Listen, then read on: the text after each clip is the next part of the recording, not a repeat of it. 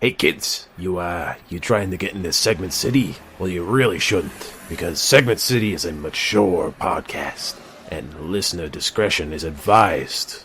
I'm just trying to look at... I know I'm in an alleyway. I know how I look, but I got some fireworks for you kids. I got snakes and I got sparklers. That's all I got. Oh, don't give me that.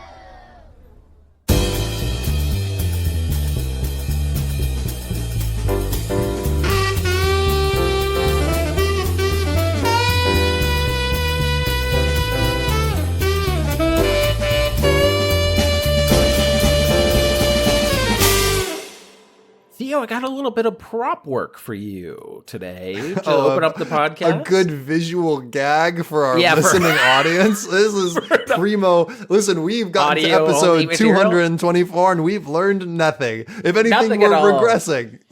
Listen, this is straight off the presses because my beautiful, lovely girlfriend Annie, she came home from the office and she said, "Hey, look what I got." What did you get? It was just on a free table. And could you read that out for me of what you think that says? It might be hard to. It's a bag that says it's a fanny pack. Tim Biebs. Tim Biebs. It is for a collaboration between Tim Hortons and Justin Bieber. Tim Biebs. Tim Biebs. It's a little bag. It's nice. It's a corduroy material. That's why she got it, because she has no interest in either Tim Hortons. Did she know that it was a Tim Hortons and Justin Bieber collab, or did she just like the corduroy? It says it on the tag. Oh, it does. Okay. So it's full on. Also, if you look at the two fonts so they have both the brand of Tim Hortons and the brand of Justin Bieber. Justin Bieber has chosen a metal adjacent font is very jagged, and Tim Hortons is the classic cursive writing, of course. Yeah. Tim Hortons actually looks classy next to Justin Bieber's trying too hard to graffiti. Yeah, trying very hard. But it's also just because I was like, I think I actually know about that collaboration. Because other podcasts I've listened to, and also we might have covered it on this podcast. Tim Biebs, that font on the bag itself is not giving Tim Hortons or Justin Bieber though. That's it's not a good brand collab. It's a bad bag. The only good thing, Andy's like, I got to get some patches to cover up that Tim Biebs. Yeah, then you have a nice bag there with nice corduroy. Yeah, just cover that right up. We don't need to see that. Oh, it's a little patch on the inside. That's for the fine. Tim Biebs. That's on the inside. No one's going to see that. Yeah, we can cut that off way easily. But I just wanted to bring this here because I said to her, hey, that has enough in the gas for one little segment. The other way I was going to start the podcast was, you remember way back when we discussed the pyramid church, the summum pyramid church? I revisited that website and it is just as good today as it hit me again. How good that is. The different, so insane. And the different wines that are the essences, the essence of sexuality. What does that taste like? It still gets me so good. For context, for people who didn't listen to that episode, there's a pyramid that is in Utah, in Salt Lake City, and that makes wine and does like Egyptian. It's a church services. And winery, and also you can get mummified there. It's a very eclectic mix. Anyways, we've already covered that, and I just wanted to just bring it to the forefront of your mind because it delighted me once again. Well, let's introduce ourselves before we introduce the podcast. And my name is Will Kane, and if they mummified me there, I think they would fill jars with different pickled in wine ones of my organs. I don't know what organs I would put with each one. Maybe a nice liver with a white wine, a nice bottle of some liver with this Chianti. With fava beans. That's a quote. A Pinot Noir with your gallbladder. Yeah, that would be great. That would not be great. And then go, that would be decidedly not great. Yeah. What's in the jar? And then they offer it to people like it's the that tequila that has a snake in it. Oh yeah, have you ever seen those? Yeah, that's like what you can get in Southeast Asia, right? The process. Do you know how they make that? It's utterly disgusting how they make it. That's one of those, because there's other things that I've seen that they're like, I seen a pickled fruit or like a pear in a jar, and that people were like, how did you get the pear into the jar? They put the jar on the pear while it's on the tree. So it's like, well, it's tiny enough, which That's crazy. I don't think they do that with the snakes. I don't think they like this one will mature to a nice big snake inside this tequila. No, I think it's a tourist gimmick, but they put the snake on ice, so because it's a reptile, it falls like asleep because it goes into like low body heat mode. It basically goes into like low battery. Yeah, low battery mode. While it's in that state, they disembowel it, and then they put it still alive, technically, into a jar of alcohol where it then wakes up and drowns. Bad. All bad. That's terrible. It's horrifying. I can't believe anybody had thought of this as a thing to do. But hey, I'm Theo Sabagos. Don't put me on ice and then disembowel me and put me in a jar of alcohol so I wake up and die. Don't do that to me. I don't want that. I don't want that for snakes either. Snakes, I don't like snakes, but they don't deserve that. That's so evil. Hey, I got a bad news for you. That's in Project 2025 , my friend. Oh, no. It's right on the list of all the things Trump's going to do. He's going to disembowel you in particular. Oh, no, me in particular. It's a Theo Sabagos. At least I'm in legislation. I'm a big fan now. They know me in D.C. Oh, God. Oh, what And this is a podcast in which Theo and I dumpster dive our way through the internet to get those good comedy morsels from all your favorite websites like Amazon, Wikipedia, etc. But this first segment is straight from the dome, my friend. This is a Will's Stupid Thought, which Annie, she has gotten into saying instead of shower, like I had a shower thought, she said, I have a Will's shower thought. Like she's Will's shower thought, not a Will's. It to me, and I'm like, I didn't come up with the term shower. Like, you can have your own segment that doesn't happen in the podcast, Annie. You can have your own bit. You can mark your own territory. But this is if a restaurant has been around for a bit. This part of it is not original for me. Doesn't have a bunch of white people in it, which is a common refrain for certain restaurants, and the staff is rude as fuck. Then you're in for a hell of a meal. This is true. I think this is very true. 100% true. I've experienced it multiple times recently. This runs adjacent to my thought that the more you pay for a taco, the less good it might be. Like, I think that the best taco is served to you in styrofoam, like quickly, from a food truck. And like quickly. Like, it's not supposed to be gussied up. Like, they throw it together in a styrofoam container, and it doesn't cost like it's not like presented in this like beautiful way. It's like, yeah, it's a taco, and the meat has been simmering for 15 hours. That's what's good about it. Yes, that's because they know the craft so much that they know you're coming back. Right. They don't care if the customer service is bad. Literally. They're like, yeah, you're coming for the shit. Yeah. You're gonna get it. I do agree with that because I feel like although it does offer the trouble that sometimes those places do have health food safety. You can't look too closely sometimes. You can't. You gotta roll with it. If it doesn't kill you and you don't end up on I was poisoned, then we're doing fine. But there's a nice little, because there's a place that is somewhat near me called Flames, which is Jamaican food, and it's so good. But every time I go, I feel like don't understand the menu system because every single time I'm like, hi, can I get blank, blank, blank? They look at me like, what? Like, what usually the person taking the order has a loose interpretation of English where they're just like, huh? What? You want me... Chicken. Oh, you said chicken. One of the 3 meats we have here. I can't. So wait, what's the language of choice? Because in Jamaica they speak English. So is it Spanish because it's run by Spanish folks, or like what is the language? I presume that it could be. They don't have to hire Jamaican people necessarily at Flames, but I went there recently, and the guy, I was like, "Yeah, can I get some of that rice?" And then he did 6 scoops of rice. You got it, buddy. You want the rice? I got you, buddy. I'll give you the every rice. You're a growing boy, baby. And then I was also like, I also want vegetables, like in that tone. And then he looked up at me and almost rolled his eyes of like, ugh, I already put all the rice there. So he thought your order was done and you had just begun. Like rice. Yeah. I was like, can I get this? I came here to this restaurant because I want just your rice. That's all I want. It was so much rice. And also he picked out what looked like a chicken bone from it. Yeah, that's fine. It's cooked with chicken. But he just flung it behind him. That's why I was like, you know what? There's a certain level that it's like that's a little bit gross, but not very gross because I'm like, I'm eating chicken anyway. I'm going to get bones anyway.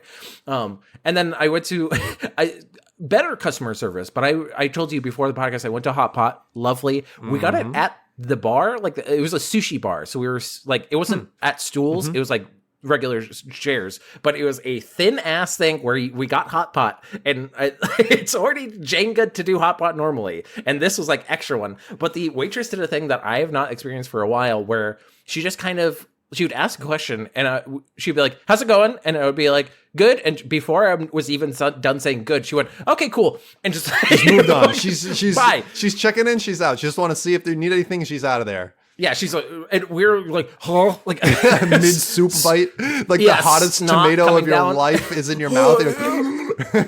She's like, need anything else? No. Okay. No. Oh God. Goodbye. But that was some great shit too. Ooh, I love some hot pot. I love that. But I love that for you. You know what I probably love? Your first segment. I hope you don't love my first segment, because my first segment comes to us from the takeout. Strong. Never been impeachable. This place, this website, they've got all the stuff you need. You don't need to be looking anywhere else, all right? I love this because this is complete gaslighting. This is complete revisionism history that you are. What do you mean? You fluctuate back and forth. This is like you're like a couple that is constantly fighting, but then you're like, I love Tony. Tony is my soulmate. I have to go back to him. The takeout asks, if Butterfingers aren't chocolate, then what are they? What the heck are they actually? Okay, that's a weird question, because I feel like you could pose that for a lot of different candies. Also, it doesn't have chocolate around it. It's a coating of chocolate. Here's the thing. Here we go. Okay. We're getting into it. Butterfingers have been around since the 1920s, commanding both loyal followers and naysayers that claim it's one of the most overrated candies. Will, which are you? Ooh, this is tough. I'm going to actually go against it. It goes, I think there's a lot of better peanut butter things. Mm-hmm. This is great if you want a little snack that you can enjoy for the next 3 hours as you're picking it out of your teeth. Also, it's just coated to the inside of your molars. I can feel how it like gets into your molars, like that specific. Yeah. It's so also the fact that it was in the 1920s is so fucking funny to me, because they're just like, yes, we're having a good time, swing it around like Swanfield acts. Let me get a Butterfinger. Watch out, Butterfinger on the case. I agree with you. Nothing will go bad. I'm glad that this podcast can stand united and call Butterfinger a trash tier candy. It's horrifying. Don't eat it. Wherever you stand on the matter, there's something that not even its fiercest fans can deny. Butterfingers are not chocolate. This isn't a strongly worded opinion meant to diminish the product's legitimacy. It's the legal truth. Okay, that's where we're gonna get it. Because I was like, right. This is very subjective, it feels. Yes. You see, different chocolate types have varying standards that are set by the U.S. Food and Drug Administration. For instance, dark chocolate has to have at least 50% chocolate liqueur, a combination of cocoa solids and cocoa butter, and sugar. Milk chocolate must contain at least 10% chocolate liqueur, sugar, and milk. White chocolate is controversial because its lack of cocoa solids and a minimum of 20% cocoa butter means it's not real chocolate. Yeah, fair enough. I think we all knew that. Yeah, it's sugary. How do Butterfingers compare to these official standards? Well, what percent cocoa do you think a Butterfinger has? Well, it's just coated in the cocoa. For people who haven't had Butterfingers, it's kind of like brittle in the center, like, right. Or it's like brittle, the food brittle, not like. It's like a peanut brittle, yeah, yeah. And so it's coated in that. I would presume it's a milk chocolate. So as you've already said, that's like 10%. 10% is the bar there, yeah. I think are you telling me that they can't even do the chocolate that's barely on there, right? Is it just based on percentage of the actual bar, or is it based off of what chocolate is there? Is that pure? Yes. Okay, so yeah, right. So it's shitty chocolate. Yes, definitely. So I'm gonna say 3%. It's gotta have 3% chocolate. They have less than 2% cocoa. What? And no chocolate liqueur. None. Zero chocolate liqueur. I'm actually getting mad. I'm looking at my little picture. It's like just I'm getting red. I'm actually like, oh my God. Get you absolutely tilted over a peanut butter Butterfinger. I don't even like about it. I feel betrayed. Could you imagine if I I did feel like betrayed them? because people were giving these out at Halloween, and I was eating it like a rube because I didn't have an option. I didn't have any option. You're an adult. You have also No, when I was a child, when I was a child, that's they were true. giving me these Butterfingers, and I had to eat them because I needed to eat the candy, but I hated it. You know, I'm allergic to almonds, but I was given an almond joy, so I have to. I have to do it. Even white chocolate has a stronger claim to the second part of its name than this popular yet deceptive product. So even white chocolate is more chocolate than Butterfinger is. In fact, the main ingredient in Butterfingers is corn syrup, followed by sugar, peanuts, vegetable oil, peanut flour, non-fat milk, finally cocoa, milk, salt, soy lecithin, natural flavor, and annatto color, which is yellow-orange for the brittle.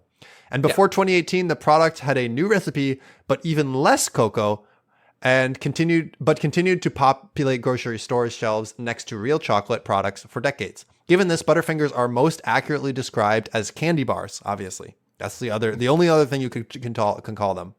Yeah. So if Butterfingers aren't chocolate, then how come most of us think they are? The answer is cleverly worded marketing that implies a strong presence of chocolate without explicitly saying it. If you visit Butterfinger's official site, you'll see that the product is described as a crispity, crunchity peanut butter bar covered in rich chocolatey coating made with cocoa. Notice that the company states it's a peanut bar and claims the coating is chocolatey rather than chocolate. Because it can't legally call itself chocolate, Butterfinger has found a way to make people connect with it, with chocolate bars, without actually claiming itself as one. These sons of bitches.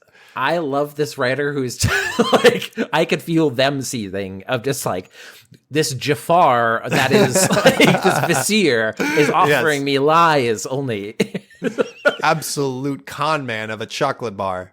This is like why you got to be wary of organic foods, because what counts as organic is some criteria that it's not like what you would think of. Like, we pulled this from the ground. It's made from all things, like I think it's similar of like, they get around it to get that nice little label on the box. I like to know that there's an official percentage that chocolate is. Yeah. you have to meet this bar to be chocolate. You can't just call yourself chocolate. I like that there's little, because I'm imagining chocolate scientists, and that's very fun. Chocolate like, they got beakers of like melted chocolate. Ooh. What percentage of chocolate do you like to eat up into? Like 70% cocoa, 80% cocoa, like dark chocolate? Like where's your cutoff? It's funny because your palate as you age refines. And I remember not liking dark chocolate when I first had it as a kid. And now I'm like, I love dark chocolate. Dark chocolate is very good because you get used to the bitter taste. But I'm still fine with like milk chocolate, honestly. Like I know some people who have even gotten past milk chocolate where they're like, can't eat it. Can't eat it. Yeah. Too sweet. I think it depends on the milk chocolate. Like just eating a Hershey bar is wild to me. Oh, terrible. That's crazy. Terrible. That's crazy. That's me. But I think I cut off around like 70% cocoa. Like anything above that, I'm like, it's getting a little much. My partner will routinely eat a 90% cocoa chocolate bar. And I think it's absolute insanity. I don't know how anybody can be out here eating that. When is she eating this? At midnight? And she's just like... At midnight. It is my dark midnight chocolate. And I eat it. And she's just running around the house. She's like, I got that high. I get the zoomies from the... I should not have done this. What am I doing? I love this impression of your fiance. Make sure you never use it. When I eat the chocolate, I become a midnight vampire. You know, when I'm not eating chocolate, I'm at my job at the taxidermy shop. That's where you get the voice from her. She takes out the chocolate bar and just fangs appear and she goes, oh, man.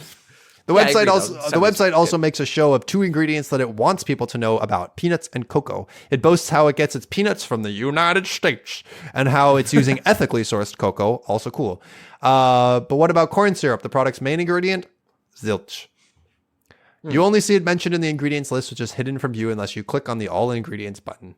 Yada, yada, yada. If you love Butterfingers, go die in hell. I don't know what to tell you. Wow. Listen, we're cutting our listenership in half again. We're dividing them because we have a strong stance. No. I've always said this. If you don't believe in single thing we believe in, get out. We don't want you. Hold on. I've always said this. Hey, Theo, you can't say that about anything. Except for Hershey's, that piece of shit chocolate. It tastes like vomit. That's the one place if we lose listeners, I'm actually fine with. You got to draw the line somewhere. Good with that. Yeah. But I hope we don't draw the line on the wrong side of your next segment. Oh, these next in the news are definitely on the wrong side of the law. Uh-oh. We got some, these, as you could come to expect from our humble program, these are two potty humor-based crimes I have found. Okay. So, just organically, they both just popped up in my feed, and both are funny, funny little crimes. But the first one we're going to go to is from KWTX. And it's from March 28th, 2025, so very recently. A recent potty crime? They said, but, quote, it's a lot of pee. It's a lot of...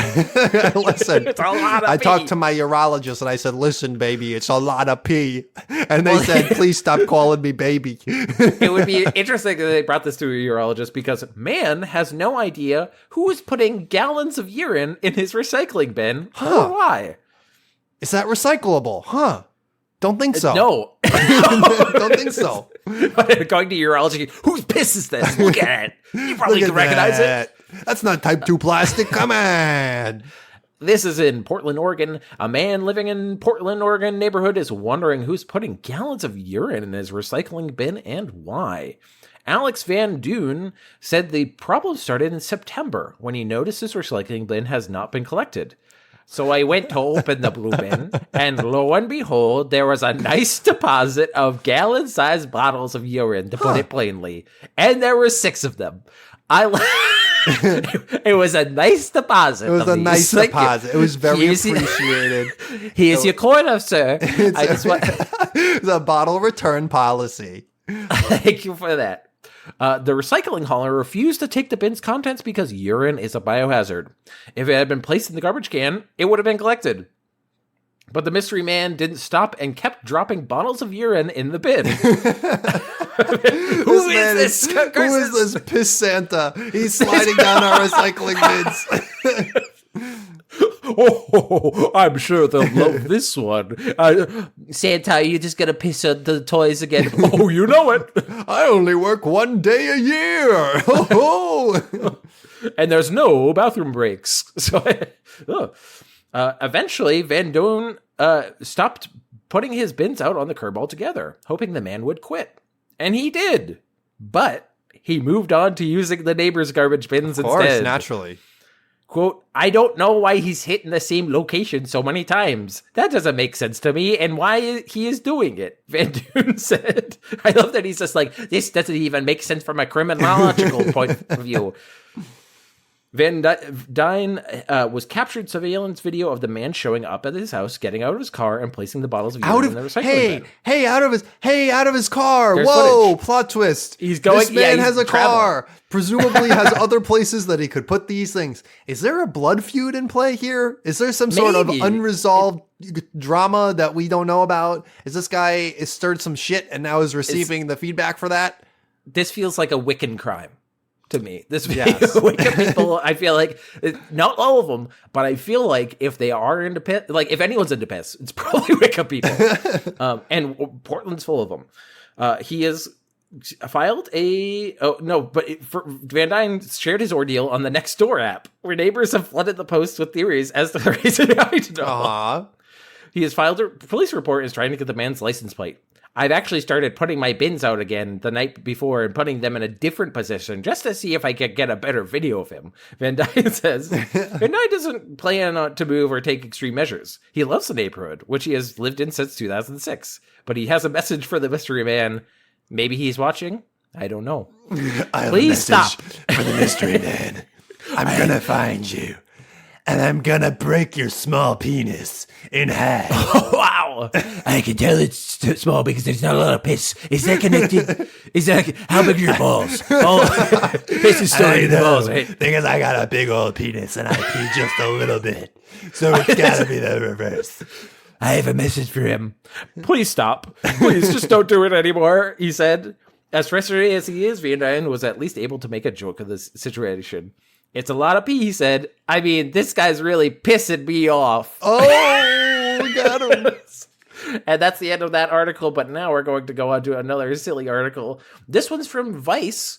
This is another very recent one from January 31st, 2025.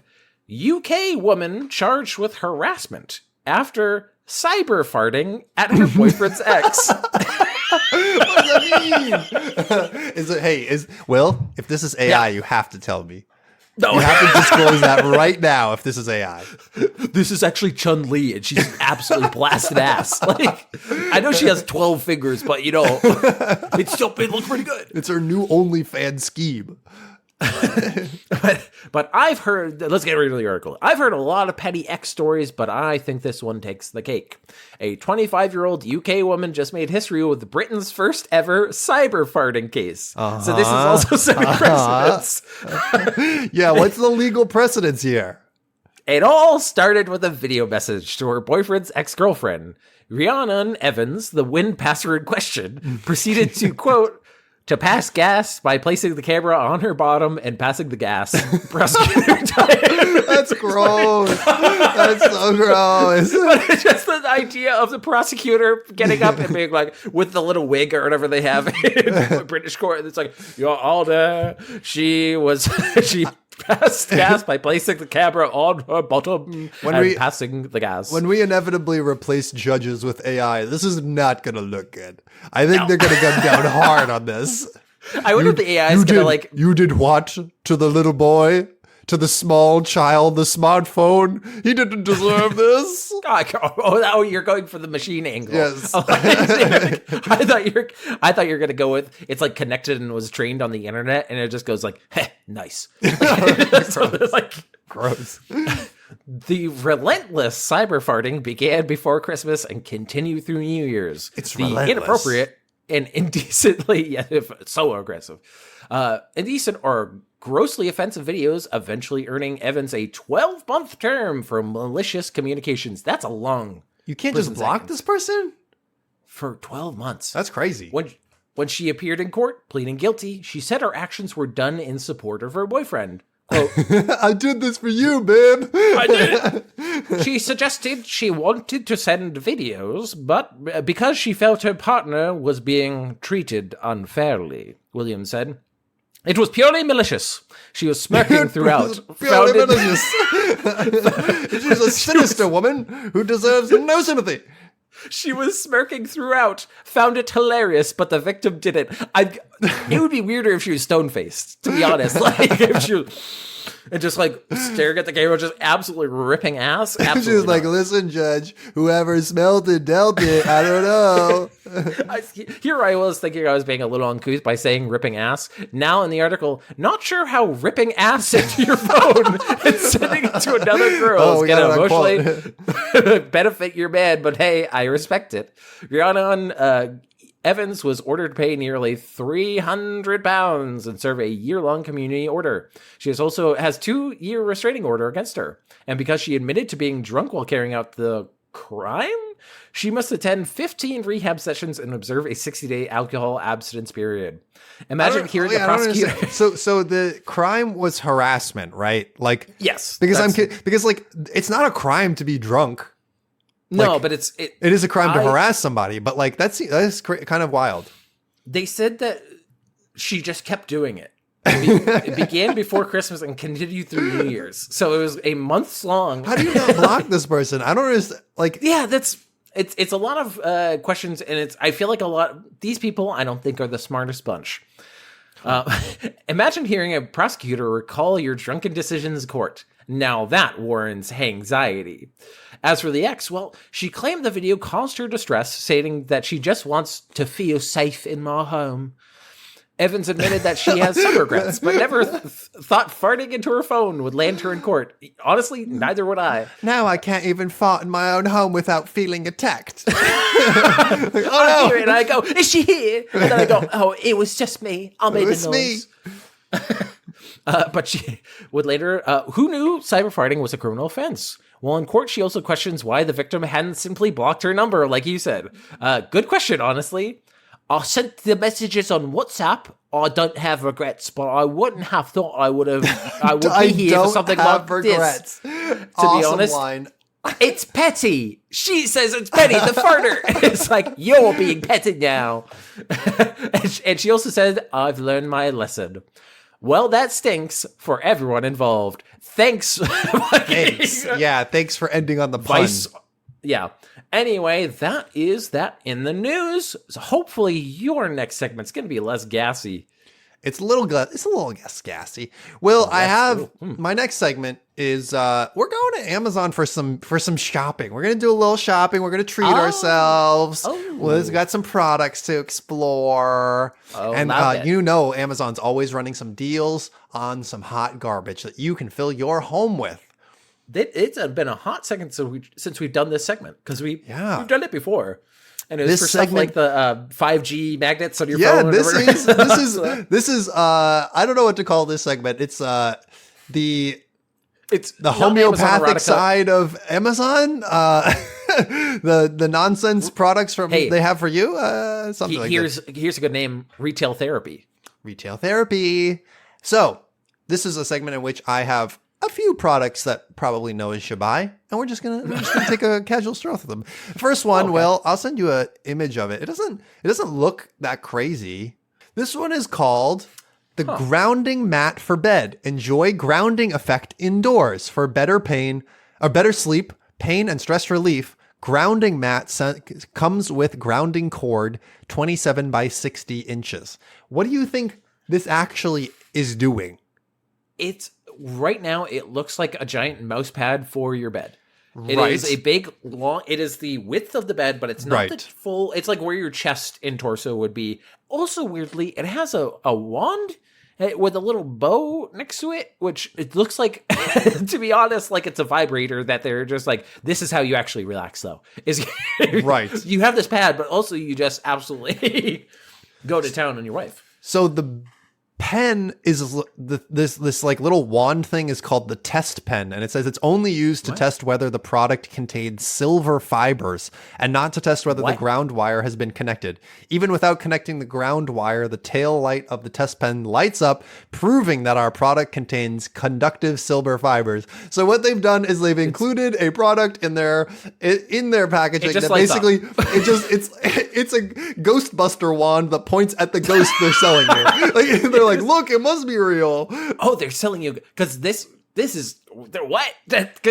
I love these people because they both don't seem to like science and yet find themselves beholden to science. To make it sound science. Well, they're trying to use scientific words to sell you some nonsense. So what this mat does, basically, the theory is that you put it on your bed and it can, like a grounding on a building where a lightning rod would like ground the electricity. The idea is the electrons that are somehow in your bed and causing sleep disruption get like, taken by this mat, and then with the wire that is connected from the mat to the floor, the electrons flow to the floor and like basically flush the electricity.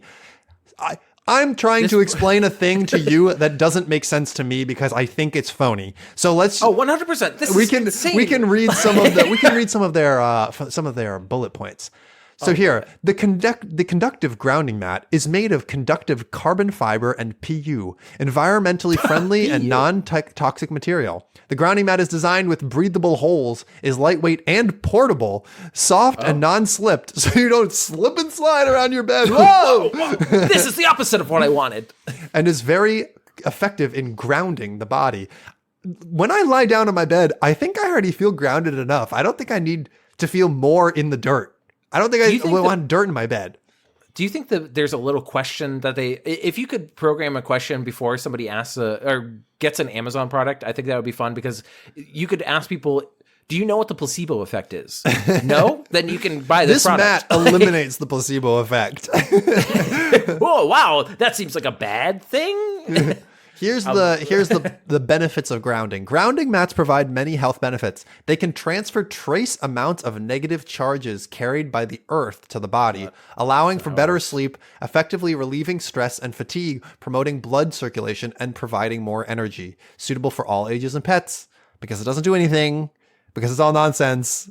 Because they heard one physics lecture on electricity, and they're like, I can extrapolate from there. Thank you. I've got it. I've all actually the bad got it. energies are going through this mat now and need to be grounded. That's what you're saying, Mr. Science Man. Isn't that right? And they're like, no. They already write in the description, say it can transfer trace amounts of negative charges. Are these negative charges, the trace amounts, fucking you up so bad that you can't sleep? I don't know. I wonder if that's the little caveat that they have so they don't get sued. Hey, we only said there's going to be slight changes. Here's the bullet point for portable use. In a busy day, you don't have much time to be outdoors barefoot. Using our grounding mat, you can enjoy the flow of electrons into your body brought by the grounding mat at home, grounding you indoors with ease, like walking barefoot on the Earth's surface. You people, if you're walking connected to the ground, you are always grounded. That is the definition. There is a pathway from you to the ground. That's all that is. No, Theo. You're thinking about it literally. You should be thinking of it spiritually, where it's all the bad things in you. It's not because you're a terrible person. No. It's the demons that are electrically getting into your fucking bloodstream. I forgot that if I walk outside barefoot, the demons can't get me. I forgot about that. They go into the grass, and the grass becomes little demons, and they're like, "Help! You're just giving us bad juju. Oh please." no! This thing is. It has 4.5 stars on because the people who buy it are 240 idiots. reviews. So this is a self-selecting product. This is the same as Nigerian scams. Yeah, it totally is. Well, that thing, if you want it, it's $47. I mean, no, go crazy or don't. I don't know. I'm not gonna buy it. Like, it's a big thing. So I imagine putting out the red carpet for your friends, and you're like, did you feel anything after that? Did you do it? Do you feel more positive? You're like, no. All right, here's our next product. I'm going to send you a little photo here. Here's our second product for you. And this this one's entitled Boost Oxygen Pocket Size Natural 3-liter Canister. Respiratory support for aerobic recovery, altitude, performance, and health. 1 pack. Oh, here's the thing you forgot to say. It has a little band on the bottom that says natural. And that's how you know you can trust it. Natural. This is a natural spray that you spray into your fucking mouth that tastes like chemicals. Yeah, but it's natural, Will. These people, I know for a fact, they're like David Miscavige, the head of Scientology, where he was like, Scientology, fix my asthma. That is the thing that he said. He still has asthma. Everybody said he's like asthmatically wheezing all the time. And it's like, okay, so these are the same people I feel. They're just like, I don't have a problem. I just need my boost. This product, this beautiful product, Will, Boost Oxygen, is endorsed by Shark Tank's own Kevin O'Leary. He is in the infomercial. He's decided that this is a product he's going to come on to and support. So here's some of the bullet points for you.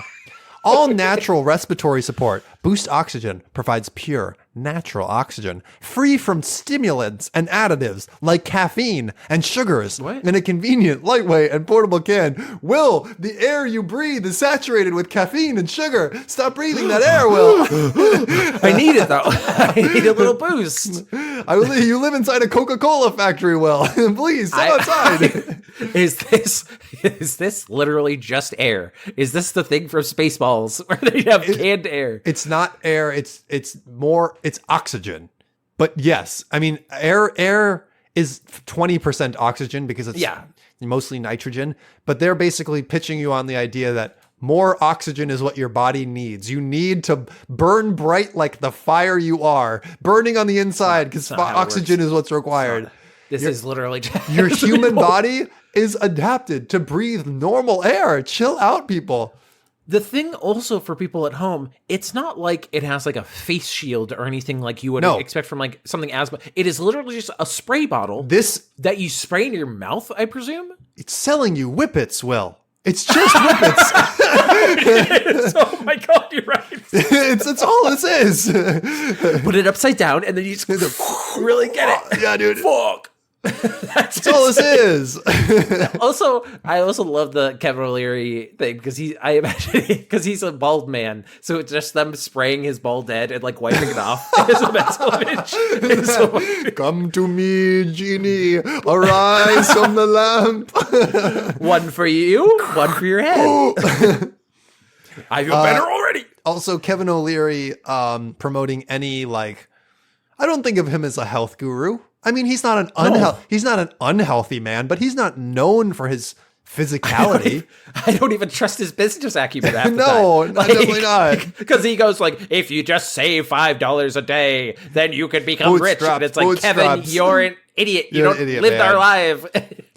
Here's another bullet point. 95% pure supplemental oxygen. Every cell in the human body requires oxygen to function. Boost Oxygen supports healthy brain and cellular function by delivering 95% pure supplemental oxygen over the counter, no prescription needed. I would love to get some of that prescription oxygen. That's good shit. You know that's good. Doc, please, I need my medical card for oxygen. Please. I need it. So they suggest that you use this daily. Start your morning with Boost Oxygen for a stimulant-free wake-up. Oh, babe, I'm ready to rip. You just wake up in the... Babe, we gotta go now. So your husband, does he vape? No, much worse. much worse. He's so insufferable about it. It's like worse than people vaping is crazy. It's just terrible. So, this pack is... $11.99 if you want to get some approximately 61-second inhalations. If you need oxygen that bad, maybe just go get an inhaler. That could help. There's inhalers. There's also oxygen kinks that you can get. This is, I don't know who this is. I guess for hypochondriacs. Like who's the? I mean, maybe like if you're try hard influencers. If you've lived below sea level your whole life and one day you decide to get up and go for a run in Colorado, maybe this will help you. It helps people climbing Everest, and that's about it. Maybe this will help you. Have you seen that viral, you know how there's like influencers morning kind of deals? There's one that came out recently, and it's this dude who's absolutely jacked, and he wakes up at like 4 a.m. He does like 4 push-ups, and then he like people are just roasting his entire morning because he doesn't do jack shit for the entire morning, and it's like, why are you even waking up? And also he does multiple like ice face baths, like in his office, but he has bottled water that he pours. Oh my god! I'm like, you are pretentious, you as idiot! Fuck. I need the highest filtered water to do multiple face. Like nothing says tough and cool like doing face washes. With smart water. Oh, with smart water. Oh, my skin's delicate. But this is that level. I think you're not built tough. You're not built Ford tough. Look at me, my skin's terrible. It's like sandpaper. But that's how you know I'm a man. All right, I got one more product for you. I'm sending you the picture now. Love it. Can't wait. This one is called Frequency Generator for Healing Schumann Resonance Generator. 7.83 hertz. Sound frequency machine for stress relief, relaxation, meditation, and yoga. 0.1 hertz through 200 kilohertz. Now that's an impressive range. Okay, you can't say that if it's out of context because that could be dog hearing for all I know. I don't know what it means. I have no idea. I don't know. Okay, so this is the nicest box of all the things we've had. I presume it just does a tone because it just looks like a weird Raspberry Pi. So the human ear can hear a frequency range from 20 hertz to 20,000 hertz. So this says that it can go to 0.1, which is well below what you can hear, to 200 kilohertz, which is 200,000. So it's way above what you can hear. Isn't that relaxing? Is it working? Man, can you? I wonder what tone it's going to do. Maybe turn it down. I feel so much calmer. Your dog just starts freaking out. Can we turn it down? No. Here's about this item.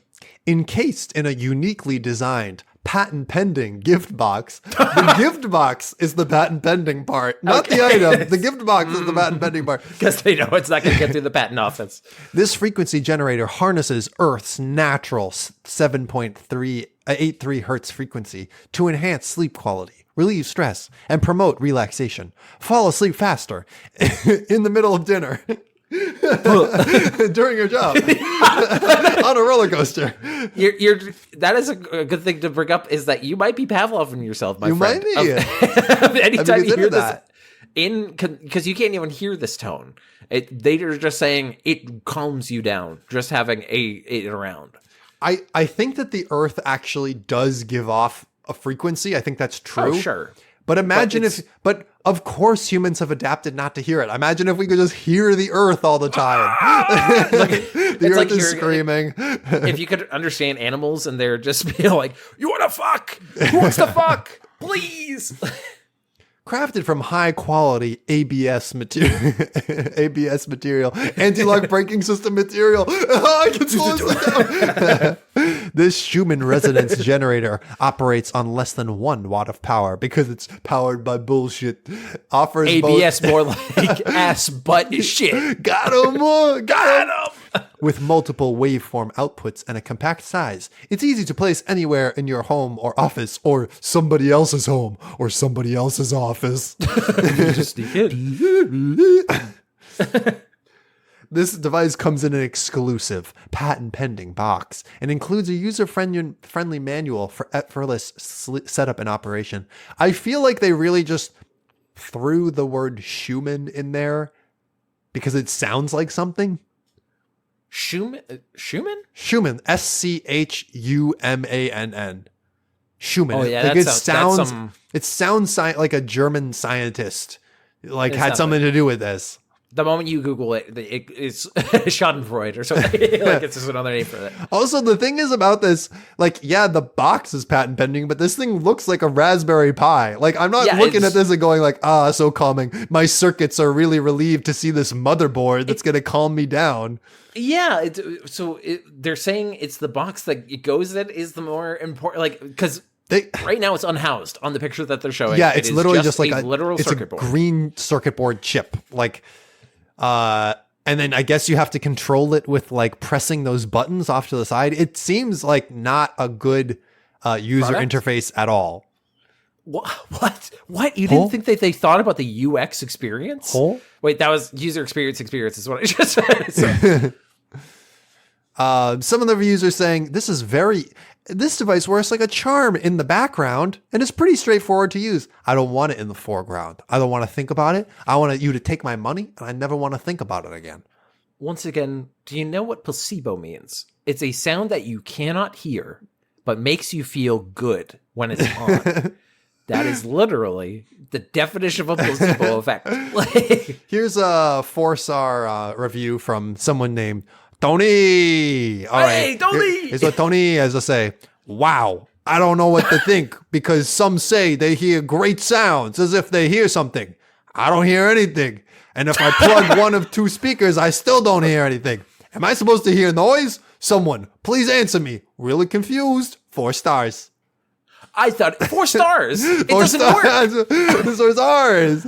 I thought it would drown out my wife, but you know what? It just makes her louder somehow because I'm wasting all our money on these fucking pieces of shit chips. Here's another one, 5 stars. Yeah. I like this because there is no added noise to my world. That's okay. That's a placebo effect. Once again, 5 stars, my dude. What? This is what just the idea of this is the ambient perfect thing for if somebody had a device that made every room temperature, that would be great. That's a device. But also there exist noise machines that'll do calms people and it's working because it's nice and you go, oh, nice waves, the wind through the trees. Because you can actually hear something. Yeah. Because your body can sense it. I don't know how to tell some people. Your body has 5 senses. Anything that is beyond those 5 senses, your body isn't going to pick up on. You don't know how to. Your body doesn't know how to do that. Theo, this is one of those things that I have been corrected on the fact that there's 5 senses. Somebody has been like, there's like 23 senses actually that we've measured. And I'm like, that's what I learned in elementary school. Not what I learned. Listen, there's 5. There's 5. That's all I know about. If you have inner ear balance as one of the senses, I guess. Like fucking that, but that feels like touch to me. That's part of my body. Inner ear, like pressure sensing the water as you dive down. Yeah, I guess that's a sense, but that's touch. I'm touching the environment. It's people trying to be pedantic with each other. But I agree with you that it's 5. But other people might get emails. I don't want to hear your emails. If you don't agree with us, get out. Get out. But I hope that was a nice little stroll through some beautiful products that we can peruse and we can make use of. It can really improve your life. We love Amazon here. Jeff Bezos. Oh, if I could He's our guy. Kiss his feet. It's really come to the point where I'm like, Jeff Bezos is shockingly not problematic relative to other billionaires. That's if you're a billionaire, you're saying that you're comparing it to Elon Musk right now. Yes, exactly. Anyways, I'm not saying I love Jeff Bezos. I'm just saying I still use his product. Yeah, Amazon is because we were talking before the podcast about how there's no ethical consumption under capitalism, and Amazon to me is one of those things where it's like, sure is. It's just too fucking convenient. Like it's killed everything, and I feel bad. I usually try to buy things from other stores, but the thing is, sometimes they'll do order delivery through Amazon, so it's still doing it when you try to be nice. It's still like you can't even win there. But where everyone can win. What's that? Amazon erotica. We're going right back. We're double dipping. Right here. Jeff Bezos, get those tits out and ready to really dive in. Are you allowed to put that as the podcast title?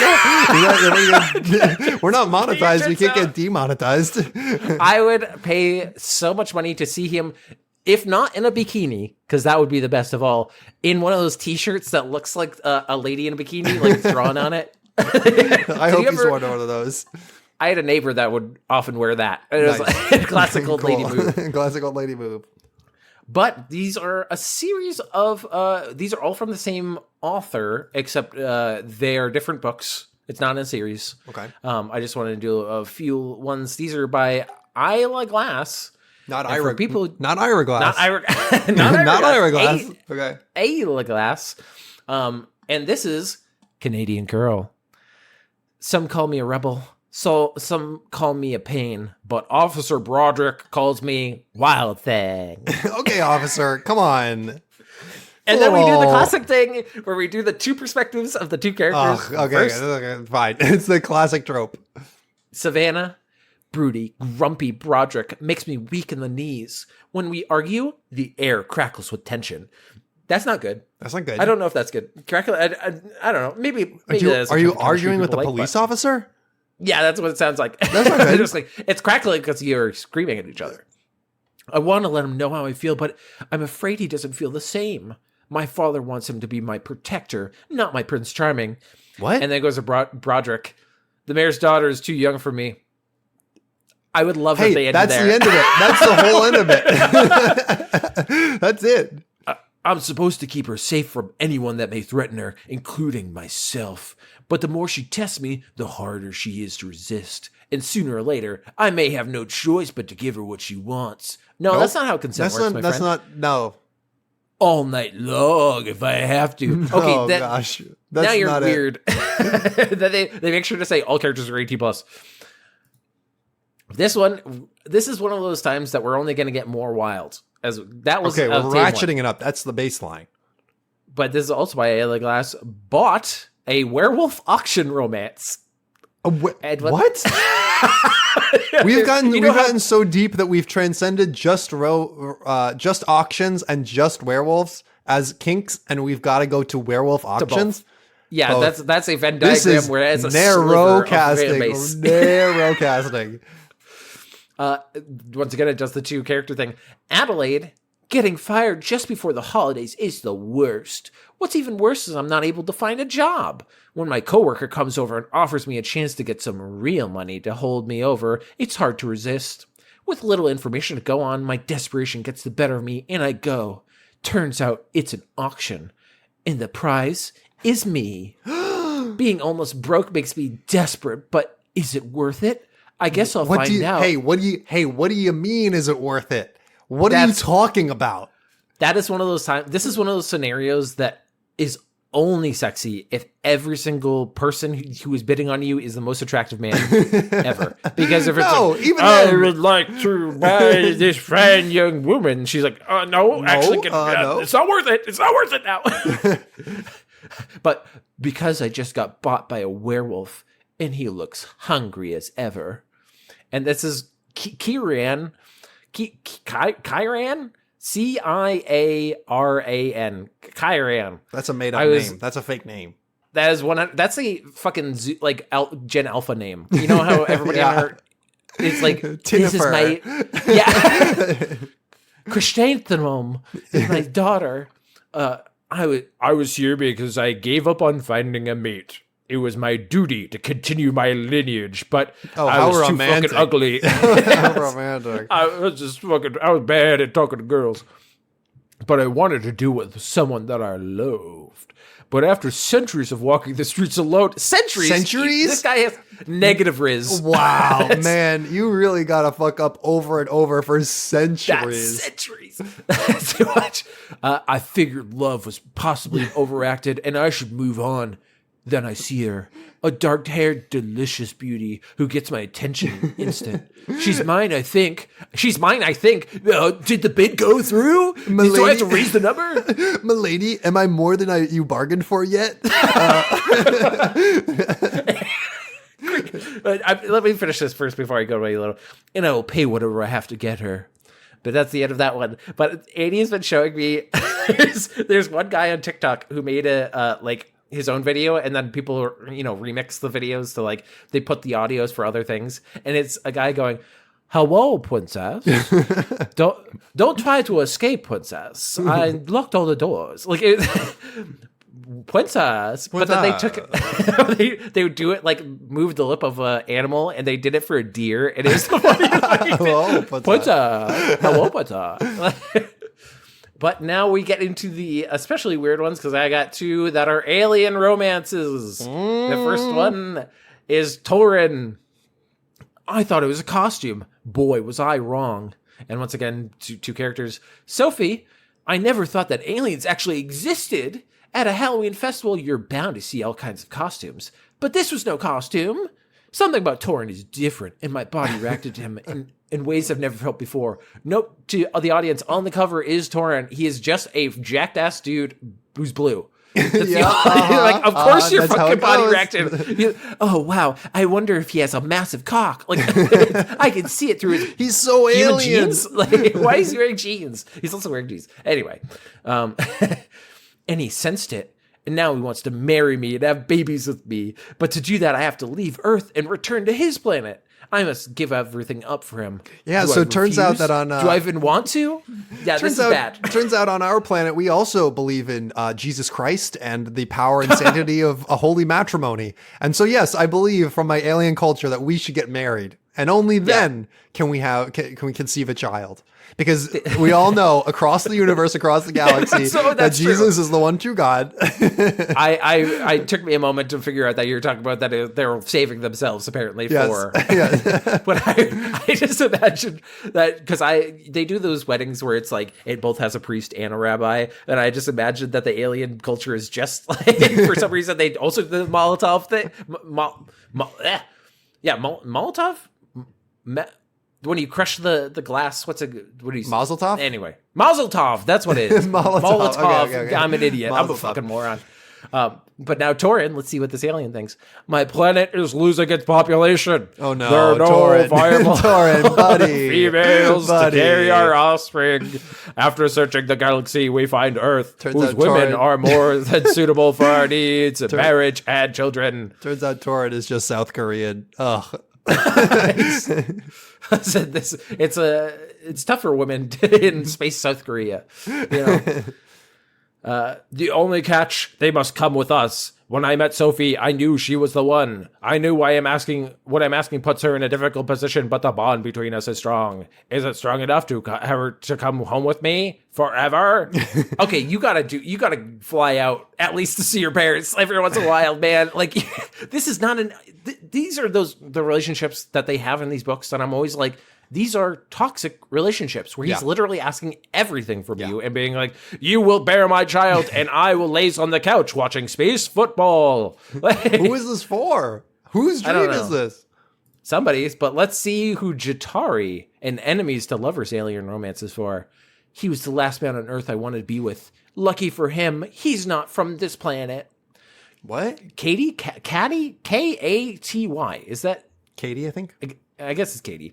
I thought I'd never see the infuriating Jatari again, but when my best friend sends him to fetch me, I see a whole new side to him.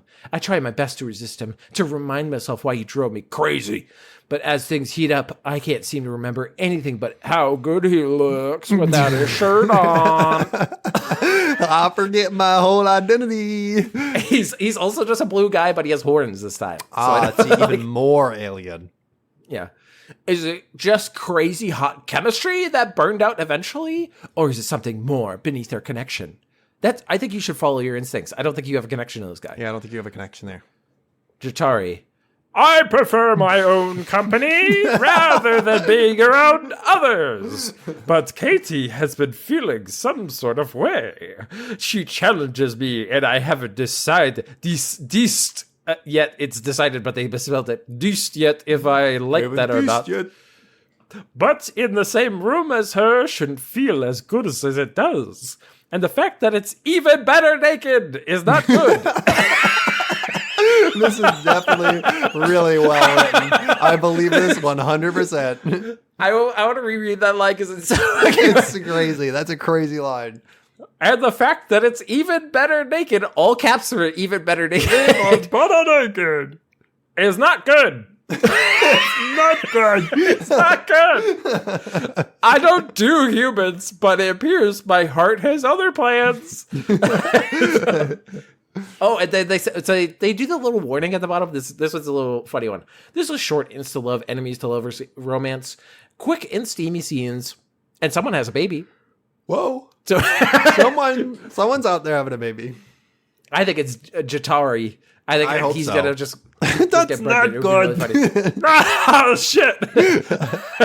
Hey, you know what? It's better naked, but it leads to unforeseen consequences. But you know what's not an unforeseen consequence? Us ending the podcast. You should have foreseen that. That's right, Theo. Yeah, you should have foreseen that to our audience. Thank you for listening to this episode of the podcast. Remember, if you have any segments you want to send to us, send it to segmentcity.com or segmentcitypodcast@gmail.com. I can't believe I almost messed that up.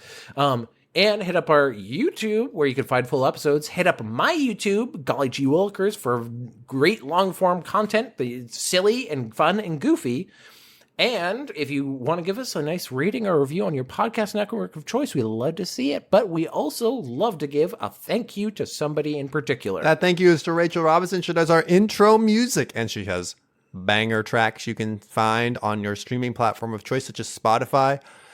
And some say that when she sees me calling on caller ID, she says, "That's not good." Hey, that was a good bit. That's a good bit.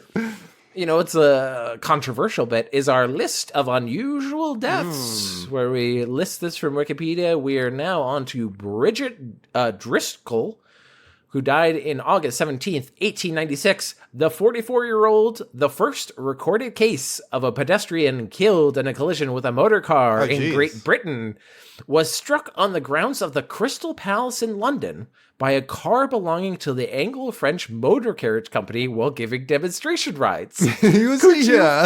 They're great for murder, too. The person's going around, it's like the Jungle Cruise or something like that. They like turn around and they're like, so as you could see over here, oh my no. God. And I was the first one. There's no legal precedent. I got away scot-free. You all just witness history, my friends. Like, Put me in the books. Hey, you did. And you know what? It is.